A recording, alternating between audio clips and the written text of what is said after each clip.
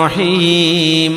കല്യാണം കഴിക്കുമ്പോഴേ നിക്കാഹിന്റെ സദസ്യസ്ഥാമല ചിലപ്പോൾ ചൊല്ലി കൊടുക്കും അല്ലേ, ഉസവ്വിജുക ഉസവ്വിജുക അലാ മാ അമറല്ലാഹു ബിഹി, എൻ്റെ മോളെ നിനക്ക് ഞാൻ കെട്ടിച്ചു തരാണ്. പെണ്ണിന്റെ വാപ്പ പറയാണ്, എന്താ പറയണത്? അലാ മാ അമറല്ലാഹു ബിഹി, അള്ളാഹു പറഞ്ഞതനുസരിച്ച്. ഇതൊരു നിക്കാഹാൻ, അള്ളാഹ് പറഞ്ഞതാണ് നിക്കാഹ് ചെയ്തു കൊടുക്കാൻ, ഞാൻ ചെയ്തു തരാണ്. ബി ഇംസാക്കിൻ ബി മഅറൂഫ്, എൻ്റെ മോളെ നല്ല നിലക്ക് നീ കൂടെ ചേർത്ത് പിടിച്ച് കൊണ്ട് നടക്കണം. ഔ തസ്രീഹിം ബി ഇഹ്സാൻ, നിങ്ങൾക്ക് രണ്ടുപേർക്കും ഒരുമിച്ച് ജീവിച്ച് മുന്നോട്ട് കൊണ്ടുപോകാൻ പറ്റില്ല എന്ന് വരികയാണെങ്കിൽ ബുദ്ധിമുട്ടാക്കരുത്, കയറില്ലാതെ കെട്ടിടരുത്. തസ്രീഹിൻ ബി ഇഹ്സാൻ, നല്ല നിലക്ക് എൻ്റെ മോളെ എന്നിലേക്ക് നീ ഏൽപ്പിച്ചു തരണം. അപ്പം നിന്നെ ഏൽപ്പിക്കുകയാണ്, നിന്നെ കൊണ്ട് എൻ്റെ മോളെ നോക്കാൻ പറ്റൂല എന്നൊരവസ്ഥ വരികയാണെങ്കിൽ എൻ്റെ മോളെ ബുദ്ധിമുട്ടാക്കരുത്, എൻ്റെ മോളെ എന്നിലേക്ക് നീ ഒഴിവാക്കി തരണം. ഉസർരിഹുകുന്ന സറാഹൻ ജമീല എന്ന് പറഞ്ഞ വാക്കിൽ നിന്നാണത്. തസ്രീഹിം ബി ഇഹ്സാൻ. എന്നിട്ടാ പിന്നെ സവ്വജ്തുക വഅൻകഹ്തുക ബിൻതി, എൻ്റെ മോളെ ഞാൻ നിങ്ങൾക്ക് നിക്കാഹ് ചെയ്തു തരാണ്.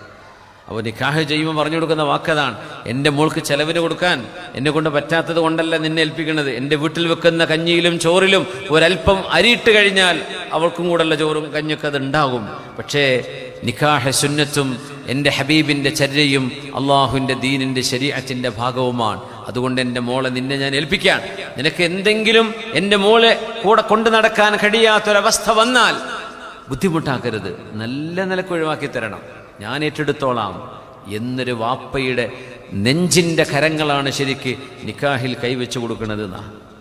ഇതൊക്കെ പുതിയാപ്പിള്ളേരെ മനസ്സിലാക്കണം എന്താണ് ഈ പറയണത്.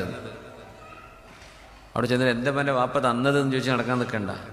വാപ്പ തന്നത് ഓളെ തന്നെയാണ്, അവളെയാണ് തന്നത്, ബാക്കി നീ അങ്ങോട്ട് കൊടുക്കാനുള്ളതാ. അവൾക്ക് മഹർ നീ കൊടുക്കണം, ചെലവ് നീ വാപ്പൻ്റെ എന്താ. പിന്നെ പെണ്ണിനെ കല്യാണം കഴിക്കുന്നത് ചെലവ് കൊടുക്കാനാ. ആ ചെലവ് കൊടുക്കാൻ കഴിയുന്ന ആളോടെ കല്യാണം കഴിക്കാൻ പറഞ്ഞിട്ടുള്ളൂ. മനിസ്തതാഅ മിൻകുമുൽ ബാഅത ഫല്യതസവ്വജ്. ഇത് പെണ്ണിന് അല്ലാഹുവിൻ്റെ ദീന് കൊടുത്ത വലിയൊരു അഭിമാനമാണ്.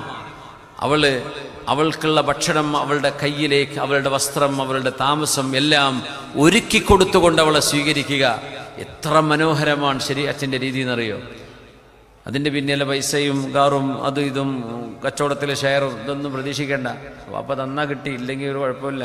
നിങ്ങൾ കല്യാണം കഴിച്ചത് പെണ്ണിനെയാണ്, അവരുടെ മോളെയാണ്, വാപ്പൻ്റെ പൈസയല്ല. ഉസർരിഹുകുന്ന സറാഹൻ ജമീല, നല്ല നിലക്ക് ഒഴിവാക്കി തരാം. പുണ്യനബി തങ്ങൾ ഈ ആയത്തോട് ഓതി